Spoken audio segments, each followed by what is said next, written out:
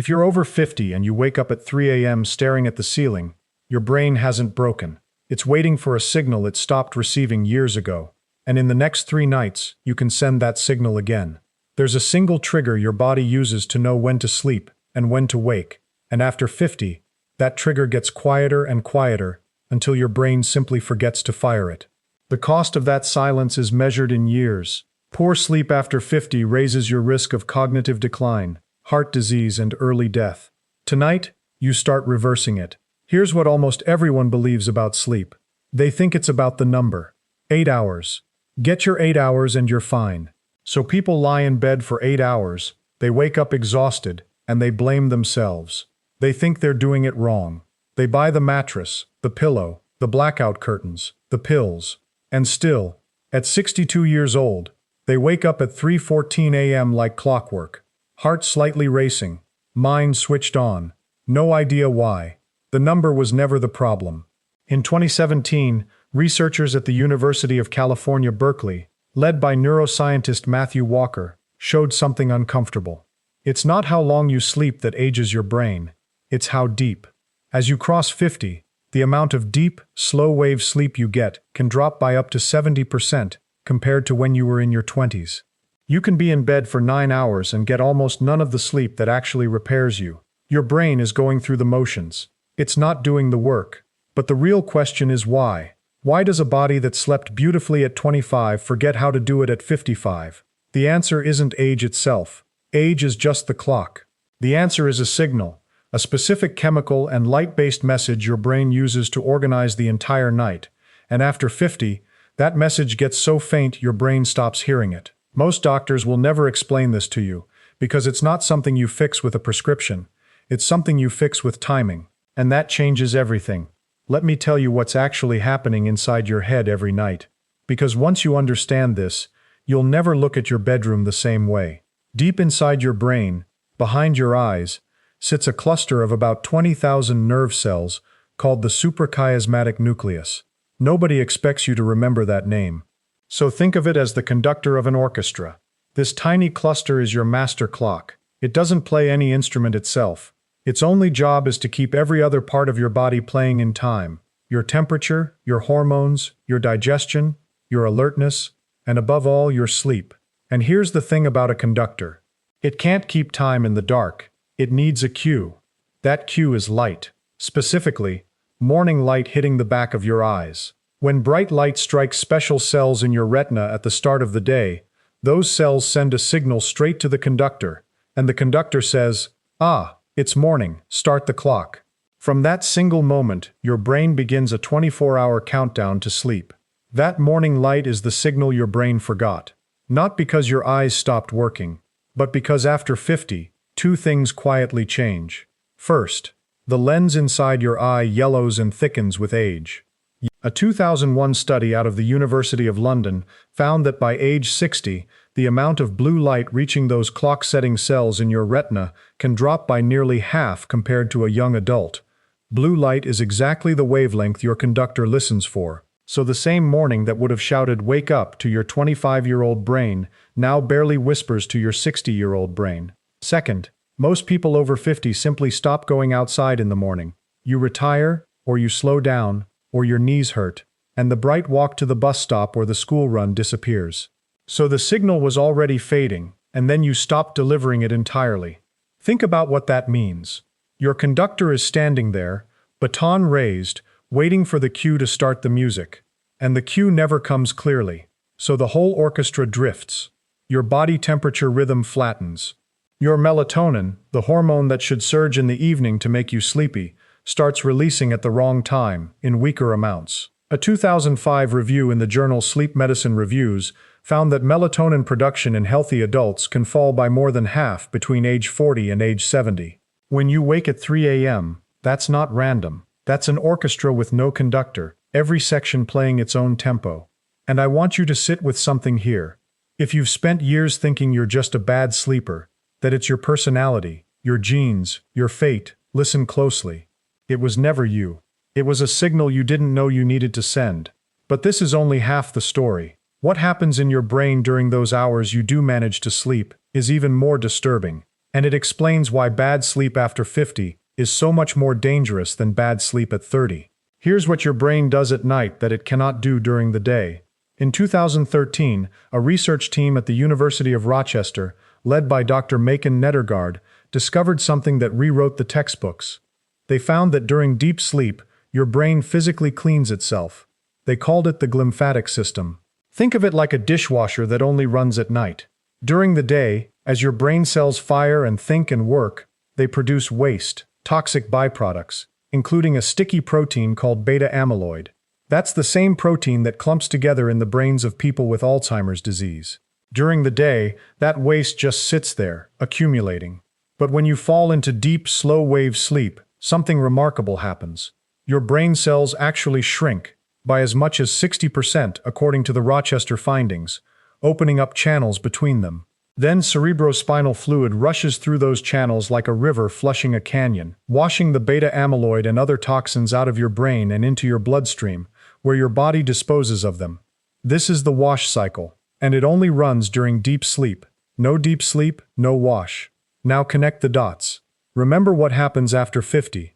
Deep sleep drops by up to 70%, which means the wash cycle barely runs, which means the beta amyloid, the Alzheimer's protein, starts to build up night after night, year after year. In 2018, researchers at the National Institutes of Health took brain scans of healthy adults after a single night of no sleep. After just one sleepless night, beta amyloid in the memory regions of their brains rose measurably. One night. Now imagine 10 years of shallow, broken sleep. The research is still evolving on this, and some scientists dispute exactly how much sleep loss drives Alzheimer's versus simply signaling it. But the link between deep sleep and brain cleaning is now one of the most robust findings in neuroscience. If you've ever woken up at 3 a.m. with your mind foggy, your memory slipping, forgetting names you've known for decades, and wondered if something's wrong with you, this is what's happening inside your head. Your dishwasher isn't running, and here's the cruel part. The less deep sleep you get, the more amyloid builds up, and the more amyloid builds up, the harder it becomes to reach deep sleep. It's a downward spiral, and most people don't even know they're in it. If this is making sense so far, and you want the part that actually fixes it, the exact 3-night reset, stay with me and subscribe now, because that section is coming in just a few minutes and it's the reason I made this whole thing. This isn't theory, it's a protocol you can start tonight, and I don't want you to miss it. Because none of what we've covered matters if you don't understand what your brain is trying to do between 2 and 5 a.m.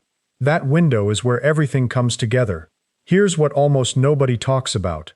That 3 a.m. wake-up, the one that feels like a malfunction, is often your body doing exactly what a broken clock does. Let me explain the mechanism, because it's stranger than you'd think. Your body temperature is one of the most powerful sleep signals you have. When your core temperature drops, your brain reads it as time to sleep. When it rises, your brain reads it as time to wake. In a healthy young adult, core temperature reaches its lowest point around 4 to 5 a.m., deep in sleep, then slowly climbs toward morning. But after 50, with the conductor drifting, this temperature rhythm shifts earlier and flattens out. Your lowest point might now arrive at 2 or 3 a.m. instead of 4 or 5. And the moment your temperature starts climbing back up, your brain gets a wake signal. So you snap awake at 3 a.m., alert, sometimes with your heart pounding, and you have no idea why. It's not anxiety, though it feels like it. It's not a full bladder, though that's the excuse your mind reaches for. It's your internal clock, running early and firing the wake signal in the middle of the night. There's a second layer here, and it involves a hormone most people only associate with stress, cortisol. You've heard it called the stress hormone, and it is. But it has another job that's just as important. Cortisol follows a daily rhythm. It's supposed to be at its lowest around midnight, and then surge in the pre-dawn hours to prepare you to wake up. That surge is called the cortisol awakening response. In a well-timed body, it peaks right around when you naturally get up. But when your master clock drifts, that cortisol surge can arrive hours too early, at 3 a.m., flooding your system with a wake-up hormone when you should be in your deepest sleep. Read that again. Your body has an alarm clock made of hormones, and after 50, it's set to the wrong time. That's why you can't just will yourself back to sleep at 3 a.m. You're fighting a chemical wake-up call that your own brain is sending. And here's the part that surprised me most when I read the research. Depending on who you ask, some sleep scientists now believe that the early morning waking so common in older adults isn't a disorder at all. It's a symptom of a clock that's lost its anchor, a conductor that never got its morning cue. Fix the cue, and the whole cascade, the temperature, the cortisol, the melatonin, can slowly move back into alignment. There's one more piece almost nobody connects: adenosine. Think of it as sand filling an hourglass. From the moment you wake, adenosine builds up in your brain, and the more it builds, the sleepier you feel. By night, the hourglass is full, and you crash into sleep. But here's what changes after 50. If you nap in the afternoon, or if you're less physically active, you drain that hourglass too early, or never fill it fully. So by the time you go to bed, there's not enough sleep pressure to hold you in deep sleep through the night. Combine a weak clock with a half-empty hourglass, and 3 a.m. becomes inevitable. So now you understand the full picture. A faint morning signal, a drifting clock, a temperature rhythm running early, a cortisol surge at the wrong hour, a melatonin supply that's dried up, and a sleep pressure hourglass that's barely filled. 6 problems. But here's what's beautiful about the human body.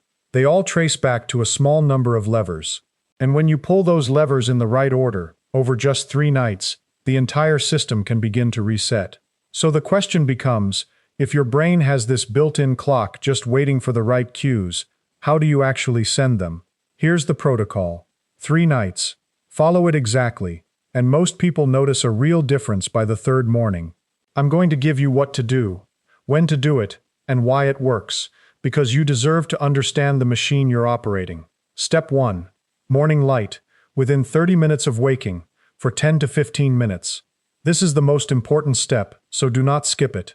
The moment you get up, go outside. Not near a window, actually outside, even on a cloudy day. Cloudy daylight is still 10 to 20 times brighter than your brightest indoor lighting. Stand there, or better yet, walk, for 10 to 15 minutes. On a bright sunny morning, 5 to 10 minutes may be enough.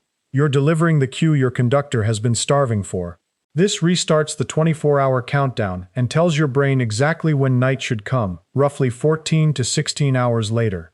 Dr. Andrew Huberman, a neuroscientist at Stanford, has been teaching this exact morning light practice for years, and the mechanism behind it is settled science. Step 2. Anchor your wake time, not your bedtime. Pick one time to get up, and hold it every single day, weekends included, for these 3 nights. Most people obsess over bedtime, but your clock is set by when light first hits your eyes, which depends on when you rise. If even one of these steps is new to you, hit the like button now. It genuinely helps this reach other people over 50 who are lying awake right now, not knowing any of this. Anchoring your wake time gives the conductor a fixed starting note every day. Within 3 days, your evening sleepiness will start arriving on schedule. Step 3. Cool your body in the evening. Remember, a falling core temperature is a sleep signal, so work with it. About 90 minutes before bed, take a warm shower or bath. This sounds backwards, but it isn't. The warm water pulls blood to your skin, and when you step out, your core temperature drops fast, mimicking the natural dip that triggers sleep. Then keep your bedroom cool, ideally around 65 degrees Fahrenheit, roughly 18 Celsius. A 2019 review in the journal Sleep found that a cool room measurably increases the amount of deep, slow-wave sleep, exactly the sleep that runs your brain's wash cycle. Step 4. Dim everything 2 hours before bed. Once the sun is down, treat bright light as the enemy. Bright evening light, especially the blue light from screens and overhead bulbs, tells your fading conductor that it's still daytime and suppresses the melatonin you're already short on. So dim your lamps. Use warm, low light. Put the bright screen down, or at least drop its brightness. You're protecting the fragile melatonin surge that your body over 50 can barely produce. Step 5. Protect your sleep pressure. No naps longer than 20 minutes, and none after 3 p.m. during these 3 nights. And move your body during the day, even a 20-minute walk. This keeps the adenosine hourglass filling all day, so that by bedtime, the pressure to sleep is strong enough to carry you through the night without that 3 a.m. break. If you do wake at 3 a.m., don't fight it, and don't turn on a bright light. Keep it dark, keep still, and remind yourself the clock is resetting. Within 3 nights, those wake-ups usually shrink or vanish. That's the whole protocol. Morning light, fixed wake time, evening cooling, dim nights, protected sleep pressure, 5 levers, 3 nights. You now understand something about your own brain that most people twice your doctor's age have never been told. Let me leave you with something bigger than sleep. For most of human history, our ancestors woke with the sun and slept in the dark, and their internal clocks were tuned by a signal that never failed to arrive. We built a world of walls and screens and artificial light, and somewhere in that comfort, we stopped receiving the one message our bodies were designed around. The trouble was never your age. It was that the signal went quiet, and nobody told you it was yours to send again. I want to hear from you. Drop a comment below and tell me this. What time do you wake up in the night? I'd bet a lot of you are going to say something close to 3 a.m., and I want you to see how many others are right there with you. And here's a question that reveals more than you'd think. When was the last time you stood outside in the morning light for no reason at all? Most people over 50 can't remember. That single habit may be the most powerful sleep medicine you'll never pay for. Your body didn't forget how to sleep. It just stopped being told when. Share this with someone who lies awake at night and blames themselves for it, because they need to hear that it isn't their fault. And if you haven't subscribed yet, do it now. What I've been researching for next week is the one evening habit that quietly destroys deep sleep in people over 60, and almost everyone does it without knowing. For tonight, though, you have everything you need. Go outside tomorrow morning, stand in the light, and let your brain finally hear the signal it's been waiting years to receive.